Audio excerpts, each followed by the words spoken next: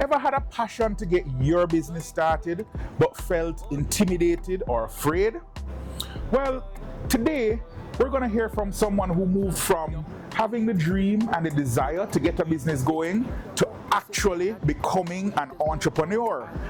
This is Wealth in the Streets. Join us. Like a pro, Wealthittude, keep me in the know. Plan for the future, wealth if you grow. Discipline your life, let the progress show. This is Antonio from Wealthittude, and today we're here with Delton Philips, Managing Director of Particular Presence Technologies, a software development and technology firm. All right, thanks, Delton. So, a lot of Jamaicans, a ton of people, in fact, have a big desire, big dreams to be able to own businesses and to start something for themselves. They have great passions, they have, fantastic concepts in their brain. But many people are, in fact, quite intimidated. So, today, we want to link up with Delton and kind of understand what was that first moment. When was it you got to that point where you realized that you wanted to own a business? Thank you, Antonio. Thanks for having me. Did I ever really want to own a business? Probably not. But I would say where it came from was working in the technology space. I realized that many times, we would study, we would do our research, we would know what to do. But then a lot of times, organizations, your management and so on would always look for overseas consultants. And I always said, well, why are we going overseas when we have the expertise here?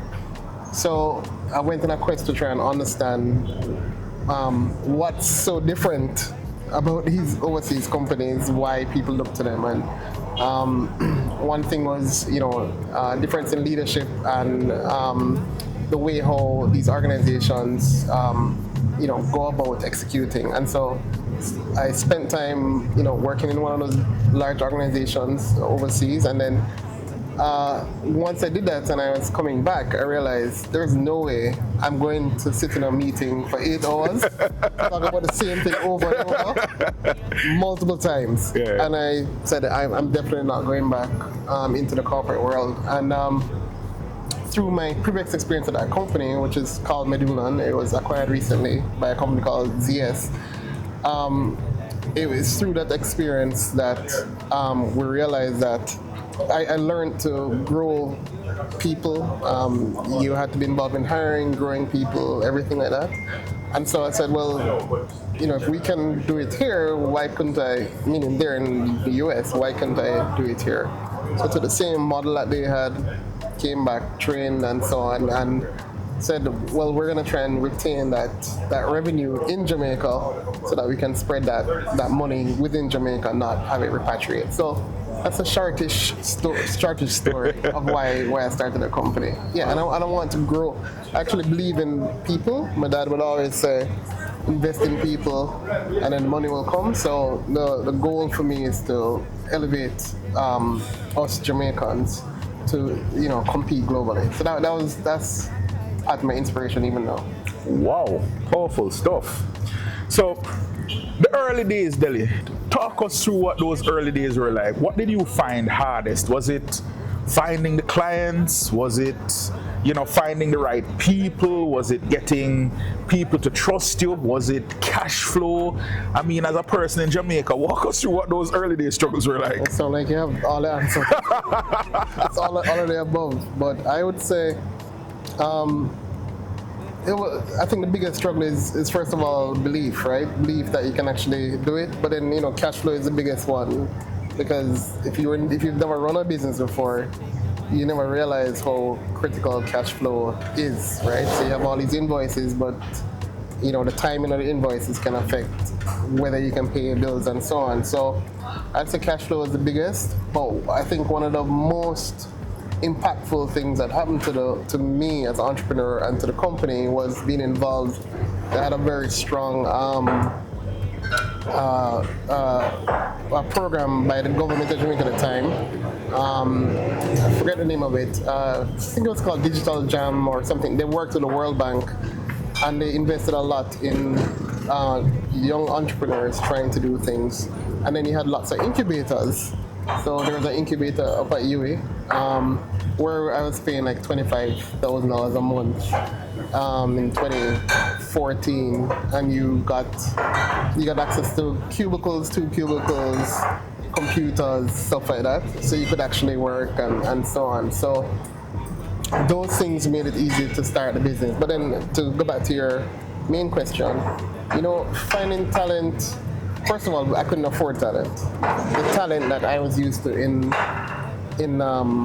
like my coworkers and corporate. So I had to do what I told you the previous company did, which was going to the university, and we were located on UWI campus.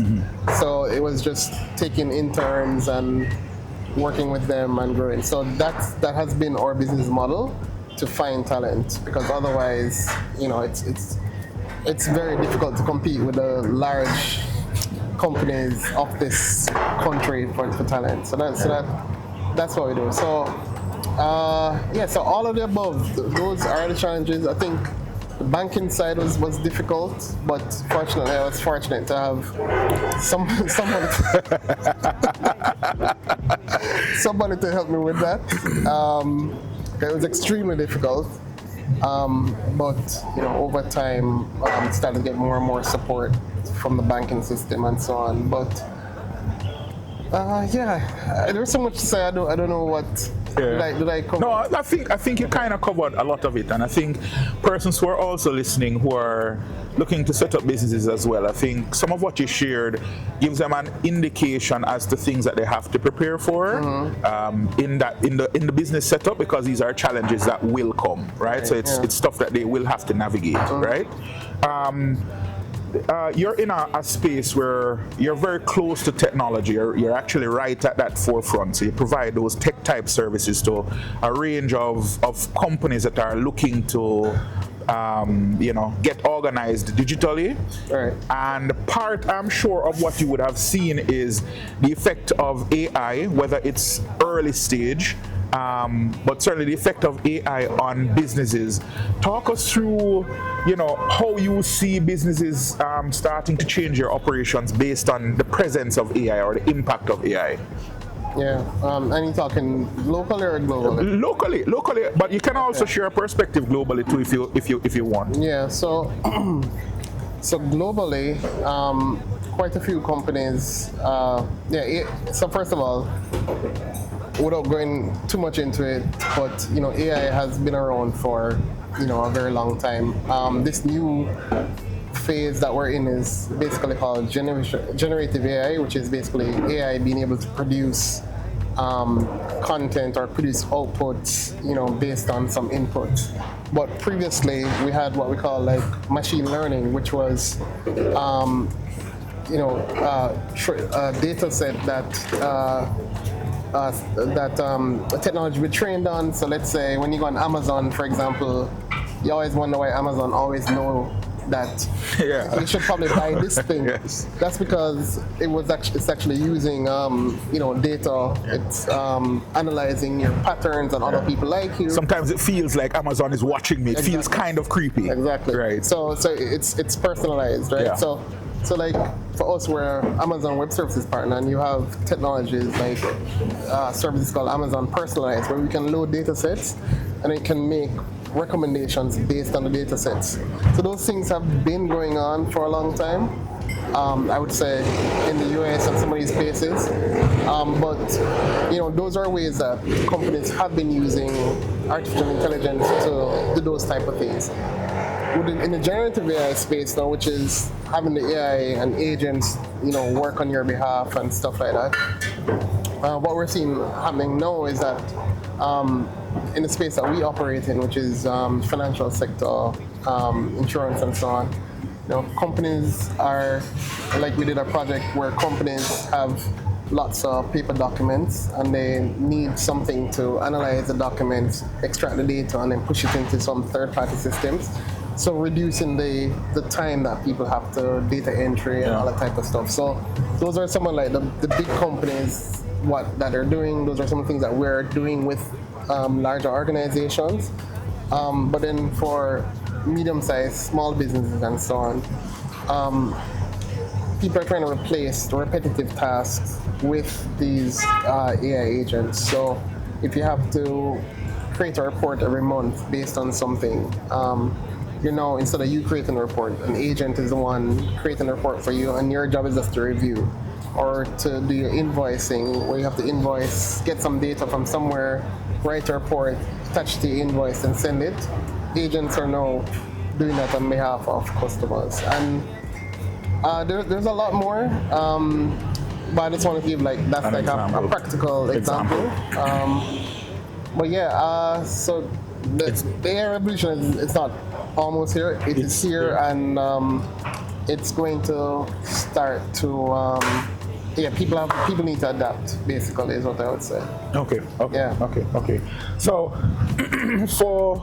for the small, you touched on it a little bit. So for the small business person, the person who's trying to, they have maybe 3, 4, 5 staff. Mm-hmm. They're maybe into their second or third year worth of operating, mm-hmm. and they're trying to really build. I mean, they may not necessarily do the fancy stuff like with mm-hmm. financial services entities, mm-hmm. but they're trying to manage their sales and their receivables and that kind of thing. Yeah. Does AI is there a space for AI to do that, or they manage their marketing and that kind of thing? Is there a space for AI to serve there? Yeah, definitely. And one thing I would tell people to look at is technologies like platforms like Claude. Claude it's pretty popular, and for example, if you need to create presentations, typically to that presentation in the past, it would maybe take a few days to put together one. Now you can have a conversation with the agent, explain what you want, refine it, and then ask it to create the presentation for you. And in a few minutes, you have a PowerPoint or whatever you want to do. So, simple things like that. For example, I think you mentioned invoicing or receivables. Although some of this you don't need AI for some of this now. By the way, some of this already exists, right? If the invoice don't get paid by a certain time, it can automatically send a reminder and stuff like that. So you don't really need AI per se, but you do have, if you one thing that we see people looking at is being able to talk to an AI that is not an IVR. It's more like you can have a conversation and it makes decisions based on that. So those are some of the use cases that I would say, let me tell you back. Anything that you're doing, you can probably have it done through AI. Yes. Okay. Almost anything. Okay. Right. There's almost nothing. That's how significant the capacity that exists within AI. Yeah. Okay. Yeah. So let's flip it just let's go just one step further. So given the various AI players in this space, I mean, and this is kind of like going a little on the investment side of things now, because of course, one of the things that we encourage persons to do is go the path of ownership, whether it's business ownership, ownership in shares, ownership in real estate. We fundamentally believe that wealth is created by owning things, right? When you look at these large entities outside of Jamaica that are right at the very, very cusp of the AI revolution, if you will. Yeah, the frontier. Who are like your 3 or 4 entities that are like, if you were to say, guys, watch these 3 or 4 entities because they're doing some amazing things, who would those 3 or 4 entities be? That's a very good question. Boy, that space is so tricky. But I mean, they're the clear leaders that you probably know about, the NVIDIA, the Anthropics. Depending on there are some other companies that there are the Samsungs. There's TSMC, I think. Some of the chip makers. Yep, we're familiar. Those companies are like the I would say some of those are the sleeping giants, right? Yeah. Because one of the things that I was watching the TSMC CEO had an interview. Their technology, it's not only about technology, it's also the workforce being able to have a population that understands these technologies to make chips. It's not easy. See, like you can't bring a chip manufacturer to Jamaica. Yeah. We just don't have enough universities to power that. And so they have that ecosystem. So I say companies like Samsung, South Korea and some of these places, like Samsung seem to be on the back burner for a lot of people right now, but they are also doing their planning right now, and they plan to launch out. So, for me, I'm more like a fundamentals type person. I believe in understanding the landscape, understanding the factors that cause these companies to be successful, and then if all of those are there, then it's good to get in there early. Which Delton just dropped some knowledge, folks. So this is the key part of investing, in fact.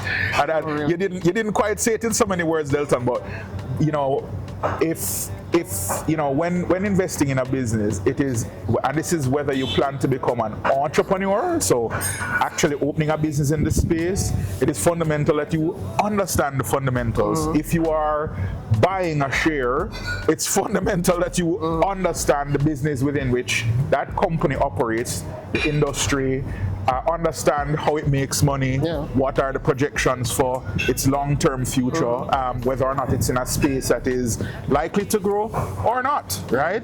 And so you actually did point very, very heavily into some of the fundamentals that would help someone determine whether or not they invest in that business. So Delton Philips here, folks, managing director of Particular Presence. So we have Delton. Parting words, leave us with one last nugget of wisdom. One last nugget of wisdom. Or two, if you want to. I mean, there are two things that I'd probably say, which is one of the biggest ones. For entrepreneurs, I have so many nuggets that I'd like to share. But go man. For entrepreneurs, don't use your cash to expand your business. For my company and so on, I've had lots of cash, and I say, well, we need to do all of these things, so we're going to take our cash and invest to do it. My advice is don't use the cash.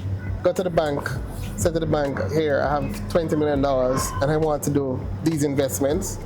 Go and take a loan or something against the cash, or mix the cash and the loan amount, but ensure that you always retain the cash. That's one of the biggest things that I would say. And if you look at a lot of the companies on the different markets here, or they're always carrying debt, regardless of how big they are. They're always carrying financing costs, and you're saying, why are they carrying financing costs? That's because they don't want to expend all their cash on a bet, and it doesn't work out, and then you start having cash flow issues, right? So that's one I would say. And then the other thing I would say is you have to build a moat around your business. And when I mean a moat, you have to be doing something that makes it very difficult for a competitor to enter into your space. So if you are in a technical field, then you need to hire engineers, then you need to train the engineers to a certain level, so that if a competitor were to come, the competitor will realize, for me to catch these guys, I would need to spend 2-3 years doing it. And so that's one of the things that, I won't give any more. I know we're out of time. That's solid. That's solid. But those are two I would probably say. Yep, that's pretty solid. Your family.